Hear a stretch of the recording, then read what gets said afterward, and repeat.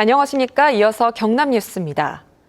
이재명 대통령이 취임 30일 기자회견에서 균형 발전을 강조했습니다. 비수도권의 정책과 예산을 배분할 때 가중치를 두고 공공기관 2차 이전도 속도감 있게 추진하겠다고 밝혔는데요. 실현 여부가 주목됩니다. 문그린 기자입니다. 이재명 대통령은 국가균형 발전을 정부 핵심 과제라고 말했습니다. 압축 성장을 이루는 과정에서 자원 집중이 성장 발전 전략이었지만 이제는 부작용을 야기한다는 겁니다. 지역, 그중에서도 소멸위기 지역을 더 배려하는 것처럼 모든 국가 정책에서 지역을, 지방을 더 배려하겠습니다. 국가 균형 발전의 핵심 정책은 현재 수도권 중심의 1극 체제를 5극 3특 체제로 재편하는 것. 수도권에 더해 경남, 부산, 울산의 동남권, 충청권, 호남권, 대경권을 광역 경제권으로 성장시키겠다는 의지를 밝혔습니다. 이제 각 지역을 다니거나 또는 지방시대위원회 등등을 통해서 구체적으로 어떻게 하면 이 5극 3특 체제를 현실화할 수 있겠냐는 계속 고민해 나가도록 하겠습니다. 정치적 부담 때문에 전 정부에서 결정되지 않았던 공공기관 2차 이전 정책도 속도감 있게 추진하겠다고 밝혔습니다. 관련 부처가 좀 정비가 좀 되면 계획을 수립해 보겠습니다. 시민의식 수준이 매우 높아서 공리적으로 합당하다면 다 수용하더라고요. 또 정책 결정이나 예산을 배정할 때 수도권과의 거리나 낙후 정도 등을 따져 가중치를 부여하는 구체적인 방안도 검토하고 있다고 설명했습니다. 대북방송 중 지역별로 일종의 가중치 표를 만들어 달라. 예를 들면 수도권에서의 거리, 아니면 지방 대도시에서의 거리. 도로나 철도 등 사회 간접 자본 투자 결정이나 전기요금 차등제 도입 등에서 지역이란 한계를 극복할 수 있는 방안이 마련될 수 있습니다. 서울 주거난을 해결하기 위한 신도시 건설이 오히려 수도권과 지역 부동산 가격의 양극화를 야기했다며 추가 신도시 정책은 재검토하겠다고 설명했습니다. KBS 뉴스 문그린입니다. 네, 무더운 날씨만큼 화가 나고 충격적인 소식입니다. 지난 어버이날 고성의 한 마을에서 80대 치매 여성을 상대로 한 성폭력 사건이 벌어졌습니다. 가해 남성은 같은 마을에 사는 이웃으로 현재 혐의를 부인하고 있습니다. 보도에 이형관 기자입니다. 고성의 한 농촌 마을. 어버이날이었던 지난 5월 8일 경찰에 긴급 신고가 접수됐습니다. 가족들이 80대 치매 노모 안부를 살피려 집안에 설치한 CCTV에 낯선 남성이 포착됐기 때문입니다. 누구야 도대체? 아니 엄마 빨리 쉬어. 이 남성은 홀로 있는 노모를 상대로 몹쓸 짓을 저질렀습니다. 할머니 집에 침입해서 전투해하고 도망가려고 한다고. 예. 집 주소 좀 알려주세요. 신고를 받고 출동한 경찰은 사건 발생 3시간 만에 이 남성을 긴급 체포했고 조사 결과 같은 마을에 사는 70대 이웃 주민으로 확인됐습니다. 현장을 그걸 목격했기 때문에 자꾸 머릿속에 떠오르고 지나가면서 맨날 선량한 말로 그 얼굴을 가진 사람이에요. 검찰은 이 남성을 주거 침입과 준유사 강간 혐의로 구속 기소했지만 최근 법원 결정으로 보석 상태에서 재판을 받고 있습니다. 이 남성 측은 취재진의 취재 요청에 응하지 않았지만 재판 과정에서 15년 동안 연인 관계였고 신체 접촉 역시 강제성이 없었다며 혐의 대부분을 부인하는 것으로 알려졌습니다. 80대 치매 노모 가족들은 납득할 수 없다며 억울함을 호소합니다. 엄마는 아버지 돌아가시고부터 계속 치매 약을 먹고 7년 이 정도로 계속 절어받으면서 내연관계 이거는 모욕죄 아니에요? 이건 내계순이고. 최근 5년 동안 전국에서 65살 이상 노인 대상 성범죄는 4천여 건. 그 숫자도 해마다 늘어나고 있습니다. KBS 뉴스 이형관입니다. 창원시와 NC다이노스가 21개 요구안을 협상하고 있는 가운데 일부 항목에서 접점을 찾아가고 있습니다. NC다이노스는 수익 개선을 위한 시설 확충과 현금성 지원이 주를 이루고 있는데 타협의 실마리를 찾을지 관심입니다. 보도에 이대환 기자입니다. 연고지 이전 검토란 초강수와 함께 창원시에 21개 요구 사안을 제시한 NC다이노스. 지난달 30일까지인 답변 기한은 지났지만 논의를 계속하기로 했습니다. 창원시가 진지하게 고민하는 모습을 보이고 있고 일부 전향적인 대안을 제시한 만큼 기한을 두지 않겠다는 겁니다. 먼저 창원 NC파크 시설 대부분을 창원시가 관리하는 것으로 정리됐습니다.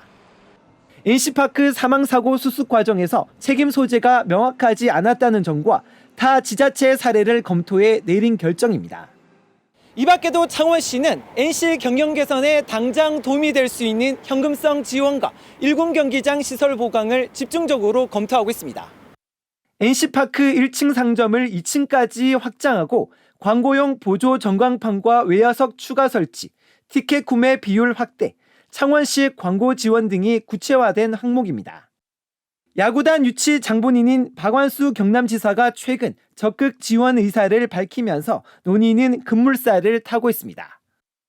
창원시만의 문제로 이렇게 그냥 밀어버리기에는 맞지 않다. 그래서 도에서 해야 할 역할이 있으면 적극적으로 하기 바랍니다. 창원시는 이번 주 지원 계획을 시의회에 보고하고 경상남도 역시 다음 주 구체적인 지원안을 결정할 예정입니다. 하지만 NC 다이노스는 이번 논의 연장 결정이 창원 잔류를 확정하는 것은 아니라며 선을 그었습니다. 또 모기업인 NC소프트가 이전 후보 지역인 경기도 성남에 리틀 야구장 건립 지원 방안을 공식화한 만큼 NC 다이노스의 연고지 이전 우려는 계속될 것으로 보입니다. KBS 뉴스 이전입니다. 남부지방의 장마가 일찍 끝나면서 극한 폭염과 열대야가 더 기승을 부릴 텐데요.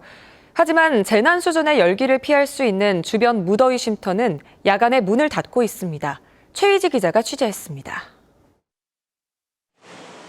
어둠이 내린 해변에 시민들이 삼삼오오 모였습니다.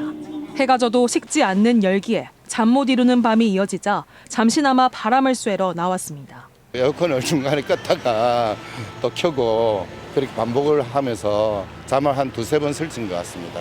남부지방에는 6월 중순 시작된 장마가 단 13일 만에 끝났습니다. 이 기간 내린 비는 채 100mm가 되질 않습니다. 앞으로는 이렇다 할 비 소식 없이 극한 폭염의 열대야까지 무더위가 이어집니다.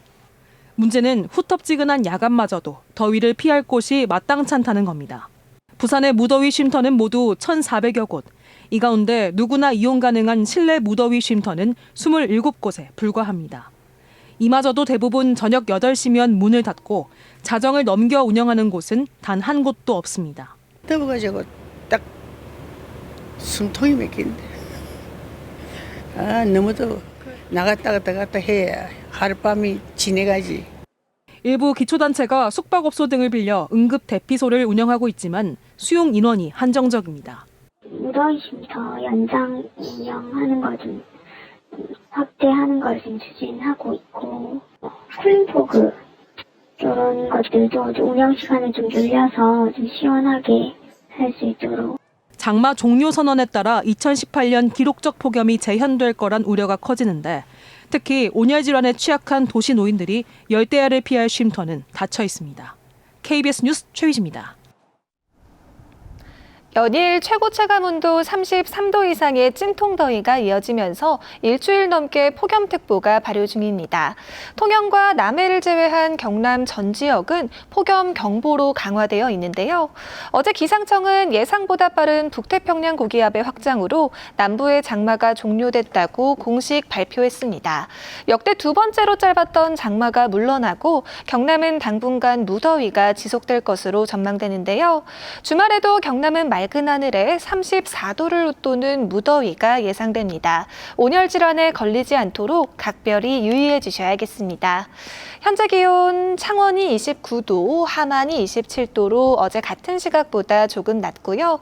한낮에는 창원이 33도, 밀양이 37도로 예년보다 5에서 8도가량 높겠습니다. 서부 지역도 진주가 27도, 하동이 26도를 보이고 있는데요. 한낮에는 거창이 36도, 합천이 37도까지 오르겠습니다. 바다의 물결은 최고 1.5m로 잔잔하게 일겠습니다. 당분간 경남은 별다른 비 소식 없이 맑은 날이 이어지겠고요. 다음 주 월요일에는 창원의 낮 최고 기온이 35도까지 오르겠습니다. 날씨였습니다. 경상남도가 13억 원을 들여 인공지능 AI를 활용한 양돈 번식 관리 시스템을 축산농가 6곳에 보급합니다.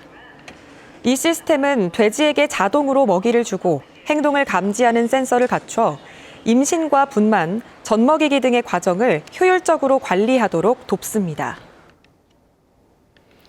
부산과 양산, 울산을 잇는 광역철도 사업의 법정 시한을 앞두고 예비 타당성 조사 결과에 관심이 집중됩니다. 기획재정부는 부산, 양산, 울산 광역철도의 예비 타당성 결과를 이달 중 발표할 예정이며 경제성 평가를 통과할 수 있을지 관심이 집중되고 있습니다. 총 연장 48.7km, 사업비 2조 5천억 원 규모로 부울경 광역철도망의 핵심인 이 사업은 이재명 대통령의 대선 공약이기도 합니다. 새해 첫날 창원 컨벤션센터에서 숨진 채 발견된 비정규직 경비 노동자 A씨가 산업재해를 인정받았습니다. 민주노동당 경남도당은 A씨의 산재 인정을 계기로 초단기 계약과 쪼개기 고용 등 경상남도 산하기관의 불합리한 비정규직 노동자 고용 구조를 바꿔야 한다고 주장했습니다. A씨는 지난해 12월 창원 컨벤션센터의 용역업체 변경 과정에서 고용 승계를 거부당해 고용 불안을 호소했었습니다. 창원 민족예술인 총연합회 등 경남예술인 등은 어제 대한민국 민주주의 전당 앞에서 기자회견을 열고 민중가요 기록관 설치를 요구했습니다. 예술인들은 민주화운동 당시 불렀던 민중가요가 민주주의 전당에 전혀 반영되지 않았고 독재 정권에 저항했던 미술과 연극 작품에 관한 기록도 반드시 다뤄야 한다고 지적했습니다. 뉴스를 마칩니다. 시청해주신 여러분 고맙습니다.